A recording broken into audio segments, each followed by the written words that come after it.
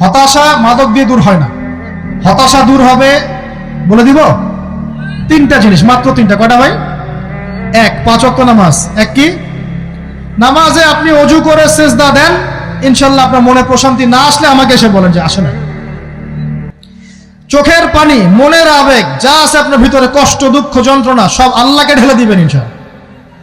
নিজের আবেগ ধরে রাখবেন এখানে, আপনি আল্লাহর জন্য ঢেলে দিবেন। মানুষকে আবেগ দেখে কি না? মানুষ আপনার চোখের পানির মর্ম বুঝবে? মানুষ কি মানুষের চোখের পানির মর্ম বুঝে?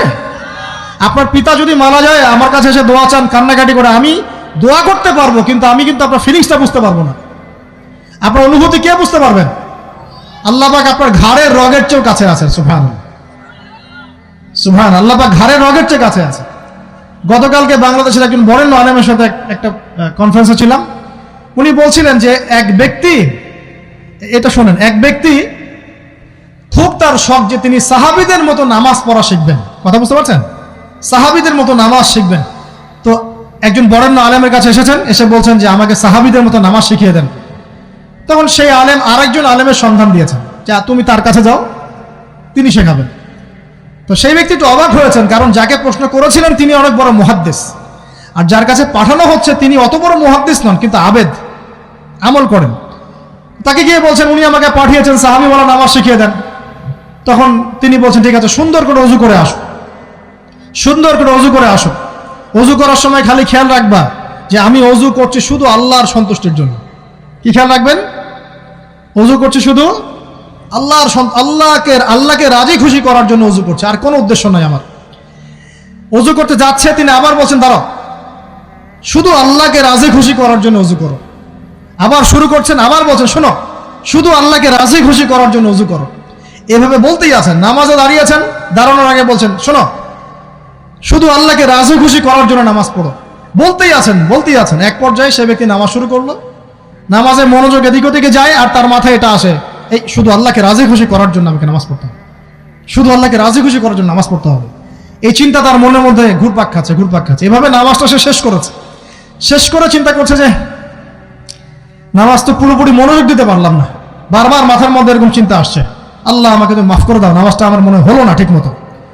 তখন সে ফিরে এসে তার সে ওস্তাদকে বলছেন আমার তো নামাজ এরকম করে পড়লাম, কিন্তু শেষমেশ মনে হলো যে নামাজটা হয়তো কবুল হয় নাই, আল্লাহর কাছে খুব মাফ চাইলাম, আল্লাহ আমাকে মাফ করে দাও, নামাজটা মনে হলো না। তখন সেই যে প্রথম ব্যক্তি যিনি পাঠিয়েছেন তিনি বলছেন এটাই হলো সাহাবীওয়ালা নামাজ। তারা আল্লাহকে রাজি খুশি করার জন্য নামাজ পড়তেন, নামাজ শেষ করে আল্লাহর কাছে ইস্তেগফার করতেন, আল্লাহ কিছুই হলো না। আমার কথা কি বুঝতে পারছেন? অতএব আল্লাহকে রাজি খুশি করার জন্য আপনি আপনার আবেগ, আপনার ইবাদত সব ফেলে দিবেন ইনশাআল্লাহ। অন্য কারো কাছে কিছু পাওয়ার আশা করব। আমাকে আল্লাহ পাঠিয়েছেন দুনিয়াতে নামাজ পড়তে, রোজা রাখতে, দিনের প্রচার করতে, দিনের জ্ঞান অর্জন করতে, এই তো। তা আমি একজন মেয়ের জন্য জীবন নষ্ট করে দিব কেন? আমি তাহলে আল্লাহর কাছে কি মুখ দেখাবো, আর নবীর কাছে কি মুখ দেখাবো? ওখানে গিয়ে বলবো আল্লাহ আমি আমার অমুক প্রেমিকার জন্য আশেক হয়ে একদম জীবন দিয়ে দিয়েছি, আত্মহত্যা করেছি। গেছে ভাই, যাইতে দেন। যে ব্যক্তি আপনার অবস্থানকে মূল্যায়ন করে নাই সে আপনার যোগ্য ছিল না। এখন আপনি কি করবেন? নিজের অবস্থান উন্নত করেন, আপনার পিছনে লাইন ধরে ঘুরবে ইনশাআল্লাহ। এটাই বাস্তবতা।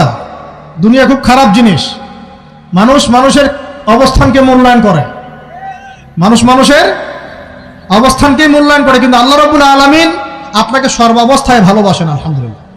এই যে আমরা এখন অনেক পাপ করছি না, আল্লাহ কি আমাদেরকে আযাব দিয়ে ধ্বংস করে দিয়েছেন?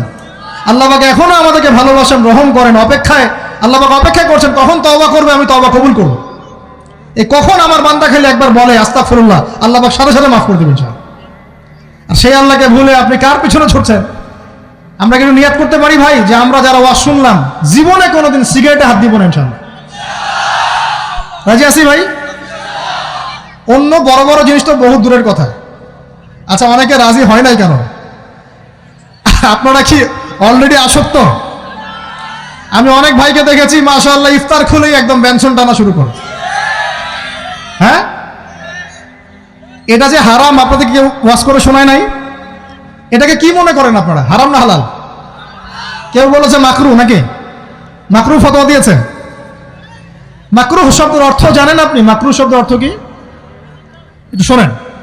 সূরা বনী ইসরাঈল খুলবেন। কোন সূরা? সূরা বনী ইসরাঈল আল্লাহ পাক বলছেন, আমি বনু ইসরাইলকে এই কাজগুলো করতে নিষেধ করেছিলাম। কোন কোন কাজ? জেনা করো না, জেনার ধার কাছে যেও না, এতিমের মাল আত্মসাৎ করো না, শিরিক করো না ইত্যাদি। যারা আলেম আছেন তারা আমার কথা বুঝবেন। এই কাজগুলোর পরে আল্লাহ পাক বলছেন যে এই প্রত্যেকটা কাজ আল্লাহর কাছে মাকরুহ, অপছন্দের।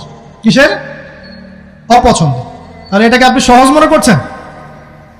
নিয়াত করি আল্লাহ পাকের সন্তুষ্টির জন্য আমরা কোনোদিনও মাদকের সাথে সম্পৃক্ত হব না ইনশাআল্লাহ। আর বিশ্বাস করেন, শুধুমাত্র মাদকদ্রব্য নিয়ন্ত্রণ অধিদপ্তর এই আইন কানুন এগুলো দিয়ে, জরিমানা দিয়ে মানুষকে মাদক ছাড়ানো যাচ্ছে না, যাবে না।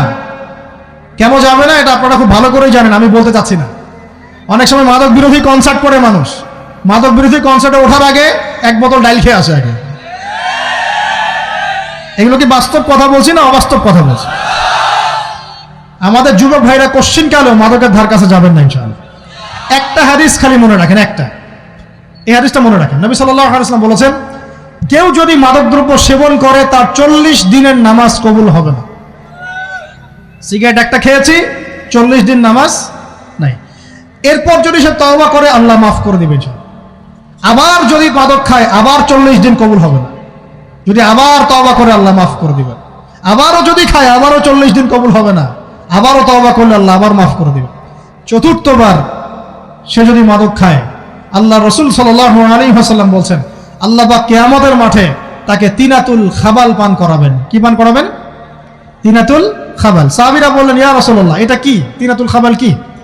নবী সাল্লাল্লাহু আলাইহি ওয়াসাল্লাম বলছেন, এটা হচ্ছে জাহান্নামীদেরকে আযাব দেওয়ার পর তাদের রক্ত মাংসের যে পুঁজ বের হবে, এই যে ড্রিঙ্কস, জাহান্নামের হার্ড ড্রিঙ্কস, এই ড্রিঙ্কসের নাম হলো তিনাতুল খাবাল।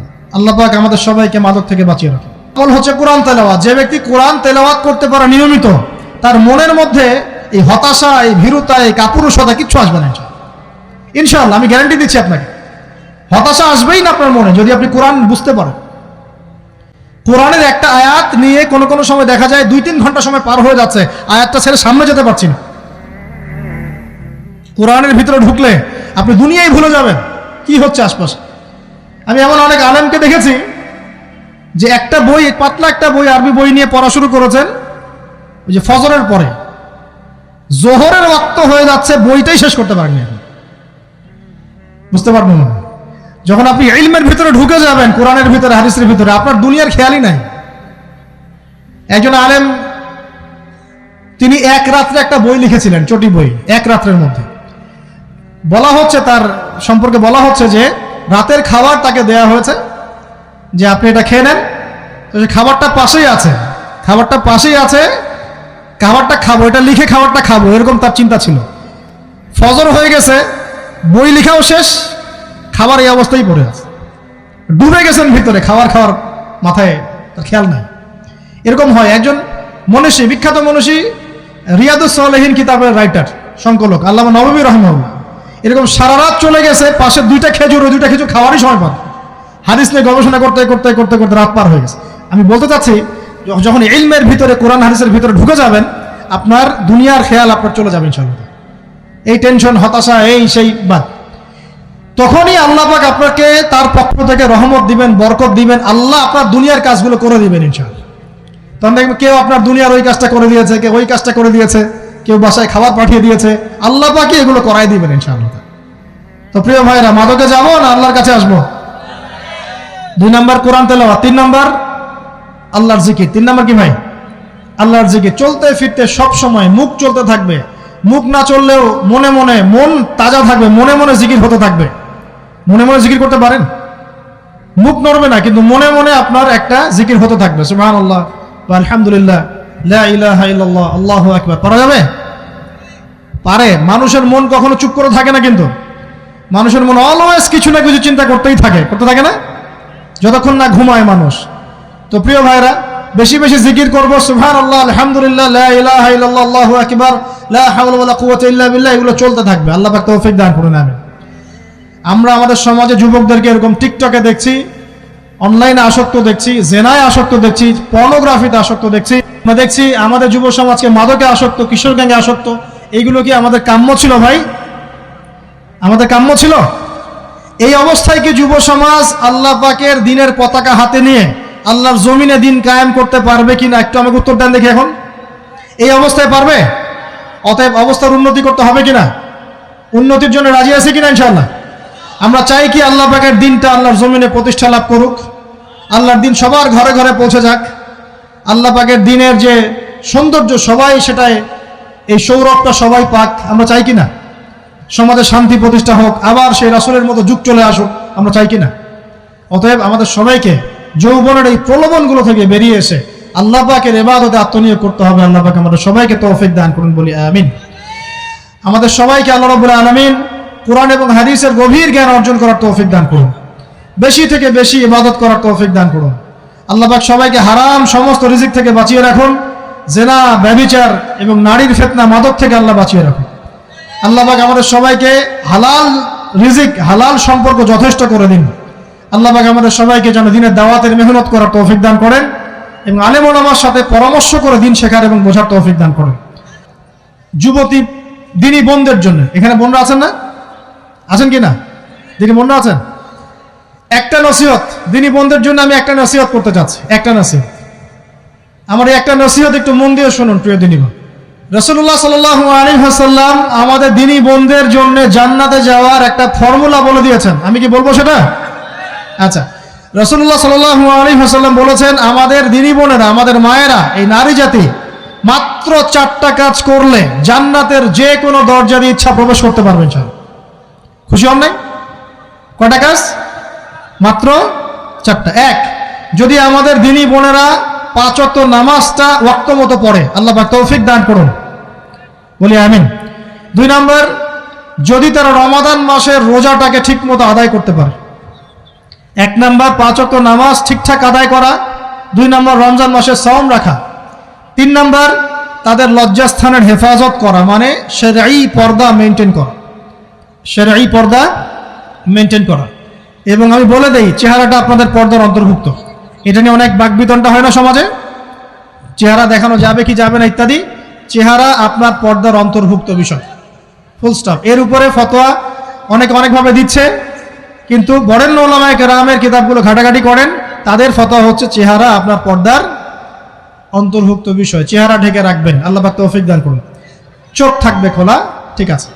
4 নম্বর, স্বামীর আনুগত্য করতে হবে। স্বামীর আনুগত্য, এই যে আনুগত্য শব্দ শুনলেই মানুষের একটা মানে নেগেটিভ ধারণা তৈরি হতে পারে। স্বামীর আনুগত্য মানে কি আমি তার দাসত্ব করব? আনুগত্য মানে, প্রিয় দিনী বোন, আনুগত্য মানে দাসত্ব নয়।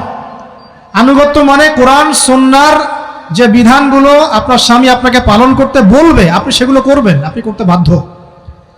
কিন্তু স্বামী যদি কোরআন সুন্নাহর বাইরে কিছু করতে বলে, সেটা মানতে আপনি বাধ্য নন। স্বামী যদি আপনাকে বলে যে সুদ খাও, এই যে সুদী এনজিওতে আসো, নাম লেখাও।